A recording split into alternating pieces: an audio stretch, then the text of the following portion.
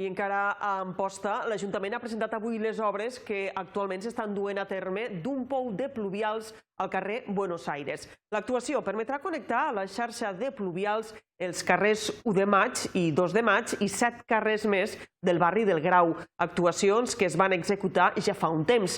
Tota l'aigua recollida acabarà desembocant per un tub al Roquer i al barranc de Simó.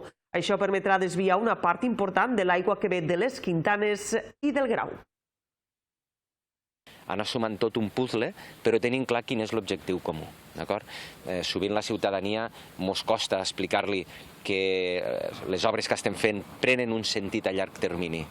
I per això volíem mostrar aquesta part que segurament és una de les més importants.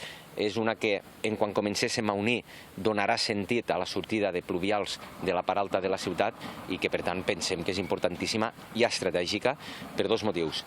Per lo que aconseguim, com he dit, que és eliminar aigua que corre per la superfície a la nostra ciutat i, segon sentit, perquè d'alguna manera fiquem les bases per a aquell model de treball que des de l'equip de govern d'Esquerra a l'Ajuntament d'Amposta sempre hem defensat, que és fer les coses en coherència. Nosaltres, a no ser que sigui una situació extrema, no arreglem cap carrer si no sabem que el podem arreglar tot. I arreglar tot un carrer no és canviar voreres i arreglar l'asfalt.